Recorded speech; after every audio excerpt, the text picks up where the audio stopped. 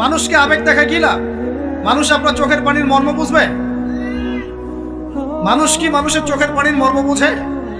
আপনার পিতা যদি মারা যায় আমার কাছে এসে দোয়া চান কান্নাকাটি করে, আমি দোয়া করতে পারবো, কিন্তু আমি কিন্তু আপনার ফিলিংসটা বুঝতে পারবো না। আপনার অনুভূতি কে বুঝতে পারবেন? আল্লাহ পাক আপনার ঘাড়ের রগের চেয়েও কাছে আছে। সুবহানাল্লাহ, সুবহানাল্লাহ, আল্লাহ পাক ঘাড়ের রগের চেয়ে কাছে আছে। গতকালকে বাংলাদেশের একজন বরেণ্য আলেমের সাথে একটা কনফারেন্সে ছিলাম। উনি বলছিলেন যে এক ব্যক্তি, এটা শোনেন, এক ব্যক্তি খুব তার শখ যে তিনি সাহাবীদের মতো নামাজ পড়া শিখবেন। কথা বুঝতে পারছেন? সাহাবীদের মতো নামাজ শিখবেন। তো একজন বরেণ্য আলেমের কাছে এসেছেন, এসে বলছেন যে আমাকে সাহাবীদের মতো নামাজ শিখিয়ে দেন। তখন সেই আলেম আরেকজন আলেমের সন্ধান দিয়েছে, যা তুমি তার কাছে যাও, তিনি শেখাবেন।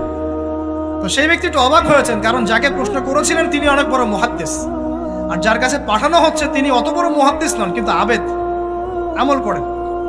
তাকে গিয়ে বলছেন উনি আমাকে পাঠিয়েছেন সাহাবী ওয়ালা নামাজ শিখিয়ে দেন।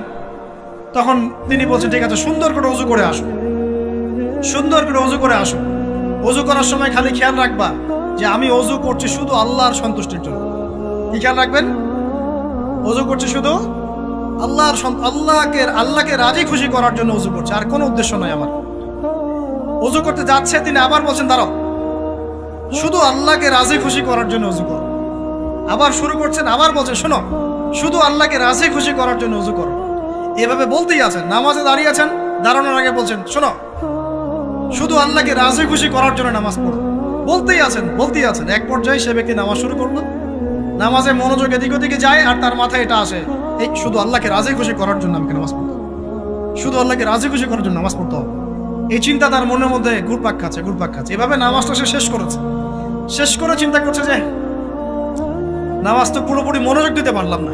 বারবার মাথার মধ্যে এরকম চিন্তা আসছে, আল্লাহ আমাকে তুমি মাফ করে দাও, নামাজটা আমার মনে হলো না ঠিক মতো। তখন সে ফিরে এসে তার সে ওস্তাদকে বলছেন আমার তো নামাজ এরকম করে পড়লাম, কিন্তু শেষমেশ মনে হলো যে নামাজটা হয়তো কবুল হয় নাই, আল্লাহর কাছে খুব মাফ চাইলাম, আল্লাহ আমাকে মাফ করে দাও, নামাজটা মনে হলো না। তখন সেই যে প্রথম ব্যক্তি যিনি পাঠিয়েছেন তিনি বলছেন এটাই হলো সাহাবীওয়ালা নামাজ। তারা আল্লাহকে রাজি খুশি করার জন্য নামাজ পড়তেন, নামাজ শেষ করে আল্লাহর কাছে ইস্তেগফার করতেন, আল্লাহ কিছুই হলো না, কিছুই হলো। আমার কথা কি বুঝতে পারছেন? অতএব আল্লাহকে রাজি খুশি করার জন্য আপনি আপনার আবেগ, আপনার ইবাদত সব ফেলে দিবেন, অন্য কারো কাছে কিছু পাওয়ার আশা করুন। অতএব নামাজ আপনার মাদকের দিকে যাওয়া লাগবে না, নামাজই আপনার হতাশা দূর করে দেবে ইনশাআল্লাহ। 2 নাম্বার আমল হচ্ছে কোরআন তেলাওয়াত। যে ব্যক্তি কোরআন তেলাওয়াত করতে পারে নিয়মিত, তার মনের মধ্যে এই হতাশা, এই ভীরুতা, এই কাপুরুষতা কিছু আসবে না ইনশাআল্লাহ। আমি গ্যারান্টি দিচ্ছি আপনাকে, হতাশা আসবেই না আপনার মনে যদি আপনি কোরআন বুঝতে পারেন। কোরআনের একটা আয়াত নিয়ে কোনো সময় দেখা যায় 2-3 ঘন্টা সময় পার হয়ে যাচ্ছে, আয়াতটা ছেড়ে সামনে যেতে পারছি না। কোরআনের ভিতরে ঢুকলে আপনি দুনিয়ায় ভুলে যাবেন কি হচ্ছে আশপাশে। আমি এমন অনেক আলেমকে দেখেছি যে একটা বই, পাতলা একটা বই, আরবি বই নিয়ে পড়াশোনা করেছেন, যে ফজরের পরে জোহরের ওয়াক্ত হয়ে যাচ্ছে, বইটাই শেষ করতে পারেন। বুঝতে পারবেন? যখন আপনি ইলমের ভিতরে ঢুকে যাবেন, কোরআনের ভিতরে, হাদিসের ভিতরে, আপনার দুনিয়ার খেয়ালই নাই। একজন আলেম তিনি এক রাত্রে একটা বই লিখেছিলেন, চটি বই, এক রাত্রের বই।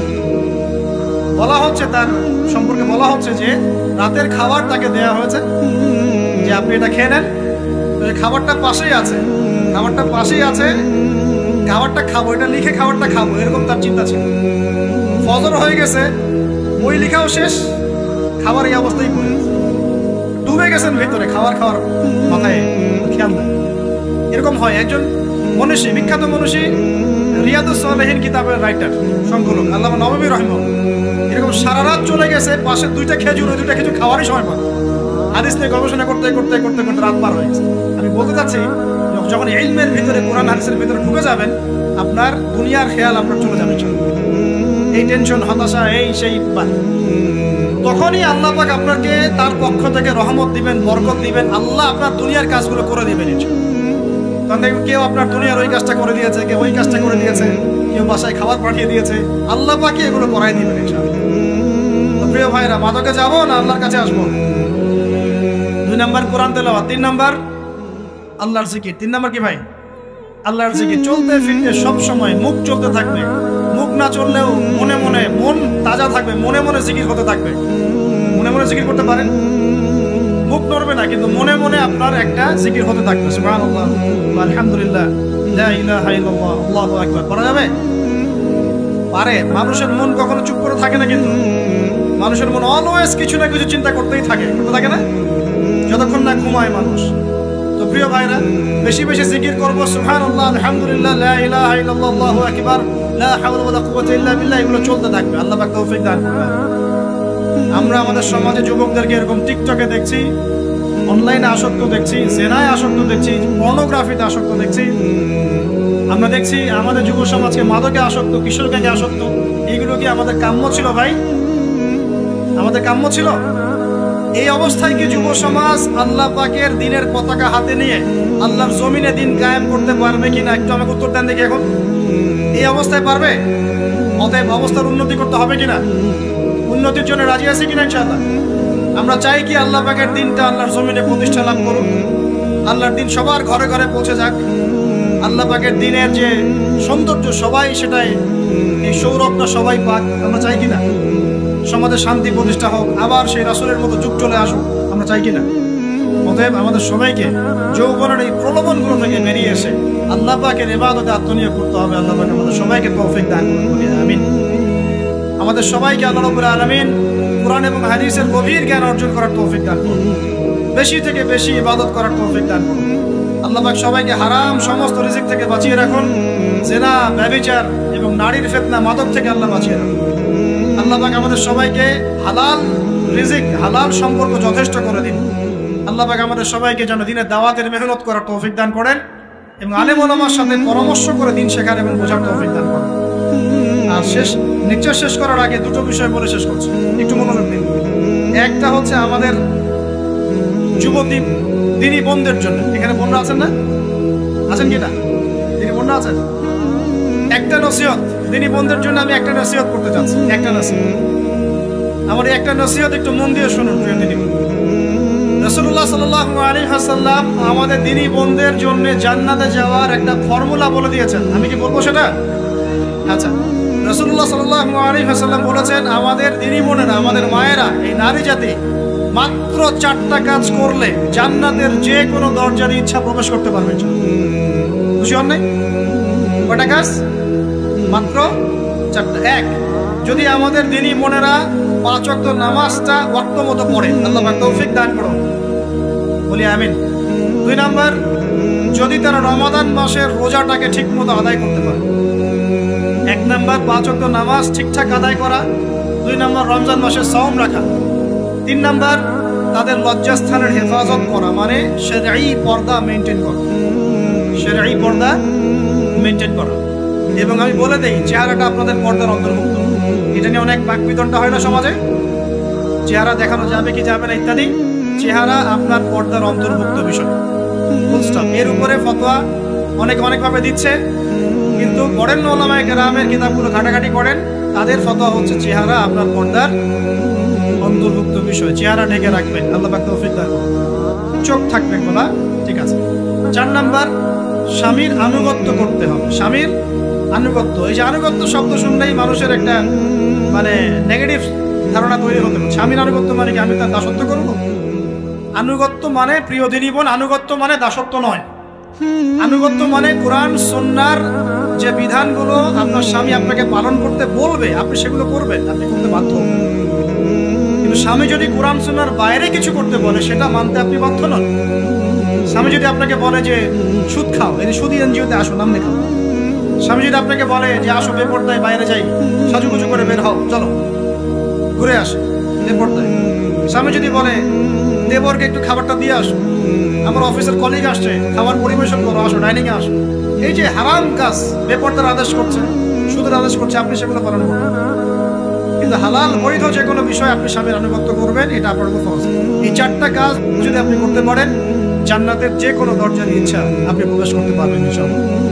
আল্লাহ পাক আমাদের দিনী বোনদেরকে এই 4টা কাজ করার তৌফিক দান করুন। আমাদের সবাইকে আল্লাহ পাক জান্নাতের জন্য কবুল করুন, বলি আমিন। আর একটা বিষয় বলতে চাচ্ছিলাম, সেটা হলো ওই যে প্রথমে বলেছি যে সূরা ইউসুফের সেই সমাধানটা বলবো কিনা? আচ্ছা, সূরা ইউসুফটা ইনশাআল্লাহ আমি আরেকদিন পুরো সূরাটা সংক্ষিপ্ত করে আলোচনা করব ইনশাআল্লাহ, যদি একটা লেকচারে সম্ভব হবে বলে মনে হচ্ছে না আমার কাছে, 2টা বা 3টা লেকচারে নিয়ে আসবো ইনশাআল্লাহ। তবে আজকে একটা চিস্ট খালি বলছি। ইউসুফ আলাইহিস সালামের জীবনটা খুবই ট্র্যাজেডিপূর্ণ। নবীর পরিবার থেকে ভাইদের শত্রুতায় ওই যে কূপে চলে গেলেন, কূপ থেকে চলে আসলেন মিশরের বাজারে, সেখান থেকে বিক্রি করে দেওয়া হলো তাকে, রাজা তাকে কিনে নিলেন, তারপরে সেখানে তিনি বড় হতে লাগলেন রাজপ্রাসাদে। তারপরে ওই যে রাজার কি স্ত্রী তাকে জেনার জন্য আহ্বান করেছিল, সেখান থেকে তিনি জেলখানায় চলে গেলেন, আবার জেলখানা থেকে আবার মিশরের খাদ্য মন্ত্রণালয়ের দায়িত্ব পেলেন, তারপরে তিনি মিশরের শাসকের দায়িত্ব পেয়ে গেছেন, তাই তো? আচ্ছা, এর মধ্যে একটা জায়গা খালি বলবো আজকে। টপিকটা কি দিবা তোমরা? টপিকটা হচ্ছে চলমান বৈশ্বিক অর্থনৈতিক সংকটে ইউসুফ আলাইহিস সালামের সমাধান। মনে থাকবে? চলমান এই বৈশ্বিক অর্থনৈতিক সংকটে ইউসুফ আলাইহিস সালামের সমাধান কিছু। ইউসুফ আলাইহিস সালাম জেলখানায়, কোথায় বলেন তো? জেলখানায়। তখন দুজন ব্যক্তি তাকে বলছে, ইউসুফ আমরা দুজন দুটো স্বপ্ন দেখেছি, তুমি কি স্বপ্নের ব্যাখ্যা দিতে পারবে? আমরা তোমাকে সত্যবাদী বলে মনে করি। ইউসুফ আলাইহিস সালাম বলছেন, খাবার আসার আগেই তোমাদেরকে স্বপ্নের ব্যাখ্যা দিব। একজন বলছে, আমি দেখলাম আমার মাথায় রুটি রাখা আছে আর পাখি এসে রুটির থেকে খেয়ে ফেলছে। আমার কথা বুঝতে পারছেন কিনা ভাই? আচ্ছা, 2 নাম্বার দ্বিতীয় ব্যক্তি বলছে, আমি দেখলাম আমি শরাব পান করাচ্ছি আমার মনিবকে। কথা বুঝতে পারছেন? এখন ইউসুফ আলাইহিস সালাম বলছেন, তুমি যে শরাব পান করাচ্ছ মনিবকে, তোমাকে অতি সত্বর মুক্তি দেওয়া হবে ইনশাআল্লাহ। আর যার মাথার উপর থেকে রুটি খেয়ে নেওয়া হচ্ছে তাকে শুলদণ্ড দেওয়া হবে, মৃত্যুদণ্ড দেওয়া হবে। কি বললেন? একজনকে দেওয়া হবে মৃত্যুদণ্ড, একজন কি হবে? ছাড়া পাবে। আর যাকে মনে হলো যে ছাড়া পাবে, ইউসুফ আলাইহিস সালাম বললেন, তুমি যখন ছাড়া পাবে তোমার মনিবের কাছে, মালিকের কাছে আমার কথা বলো, আমার কথা আলোচনা করো। কিন্তু শয়তান তাকে ভুলিয়ে দিল, সে আর কথা বলতে পারবে। আরো কয়েক বছর চলে গেল, ইউসুফ আলাইহিস সালাম তখনও জেলেই আছে। একদিন এই রাজা স্বপ্ন দেখলেন।